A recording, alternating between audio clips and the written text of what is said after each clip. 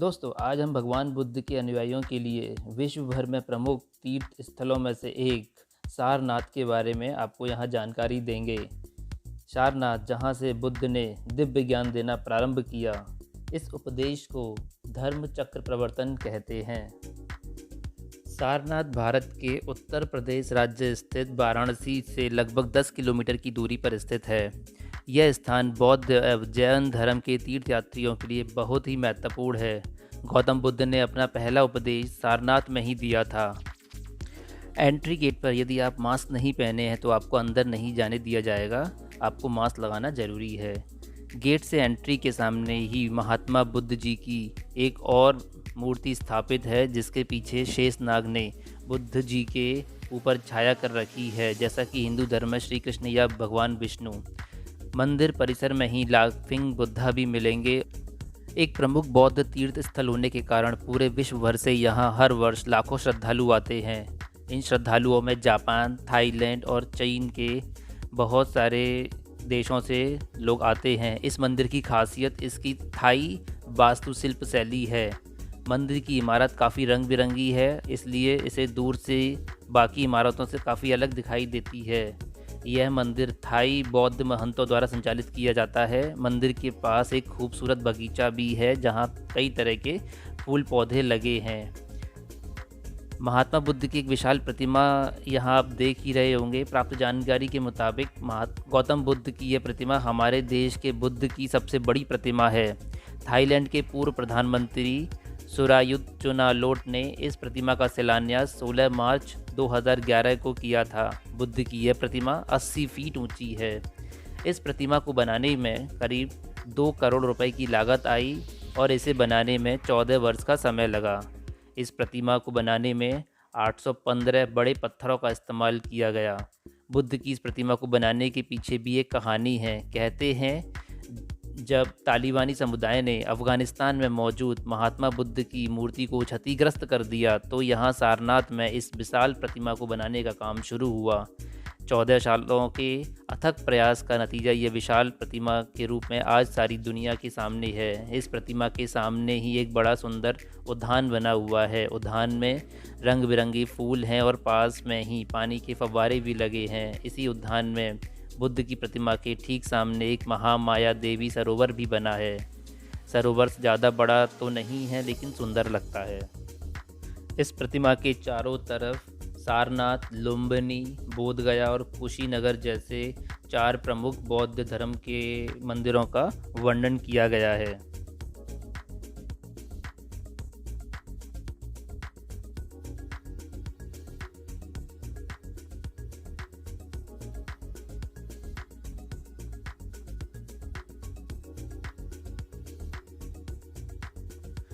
मुख्य इमारत के अलावा भी इस मंदिर में एक और झोंपड़ी नुमा इमारत बनी हुई है और उसके बाहर गौतम बुद्ध की प्रतिमाएं भी लगी हुई हैं। यहाँ पे लाफिंग बुद्धा की प्रतिमा भी लगी हुई है। इस झोंपड़ी नुमा इमारत को ही थाई मंदिर कहा जाता है। इस मंदिर का प्रवेश द्वार शानदार बना हुआ है।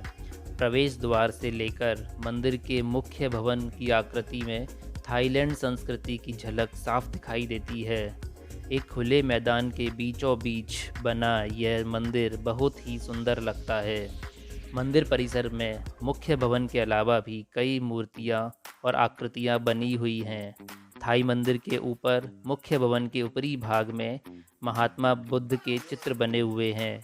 इन चित्रों में उन्हें अलग अलग क्रियाकलापों करते हुए दिखाया गया है। पहला चित्र उनके बाल रूप को दर्शाता है, तो दूसरे चित्र में महात्मा बुद्ध ध्यान लगाते हुए दिखाई देते हैं। अगले चित्र में वे अपने शिष्यों को ज्ञान दे रहे हैं, तो एक ऐसे अन्य चित्र में उन्हें विश्राम करते हुए भी दिखाया गया है। इस मंदिर का निर्माण थाईलैंड सरकार ने करवाया है। मुख्य भवन के सामने ही 4 शेरों की मूर्ति और अशोक चक्र भी बना हुआ है। मंदिर परिसर में ही एक पीपल के पेड़ के नीचे महात्मा बुद्ध की सुनहरे रंग की प्रतिमा बनी हुई है। मैं टहलता हुआ मुख्य भवन के प्रवेश द्वार तक पहुंच गया। मेरे अलावा कुछ अन्य लोग भी इस समय यहाँ खड़े थे। सीढ़ियों से होता हुआ मैंने मुख्य भवन में प्रवेश किया। मुख्य भवन में ज़्यादा बड़ा नहीं था, इसमें भी भगवान बुद्ध की एक सुनहरे रंग की मूर्ति बनी हुई है। सारनाथ मंदिर आने वाले लोगों के लिए थाई मंदिर एक आकर्षण का केंद्र है। मुख्य भवन के घूमने के बाद मैं बाहर आया और बुद्ध की विशाल प्रतिमा को देखने के लिए चला गया, जो मंदिर परिसर में ही है। इस परिसर में घूमने के लिए तकरीबन 2 से 3 घंटे काफ़ी होते हैं। काफ़ी मज़ा आता है यहाँ घूमने में। 50 मीटर दूरी स्थित चौखंडी स्तूप भी आकर्षण का केंद्र है। 4 भुजाओं वाले आधार पर बनी यह ईंटें निर्मित विशाल संरचना वस्तुतः बौद्ध स्तूप है। गुप्त काल लगभग 4वीं सदी में यह स्तूप संभवतः उस स्थान विशेष का घोतक है जहां बुद्ध प्राप्ति के पश्चात भगवान बुद्ध की भेंट सर्वप्रथम पंचवर्गीय भिक्षुओं से हुई थी। इस स्तूप का उल्लेख 7वीं शताब्दी के विख्यात चीनी यात्री वेनसांग ने अपने यात्रा विवरण में भी किया है। 1835 तथा 1904 में कराए गए पुरातात्विक उत्खनन द्वारा अनावृत किए गए इस स्तूप की कुल ऊंचाई 93 फीट है, जो क्रमशः ऊपर की ओर आकार में घटते हुए 3 सोपानों से युक्त है, जिसके प्रत्येक सोपान की ऊंचाई व चौड़ाई लगभग 2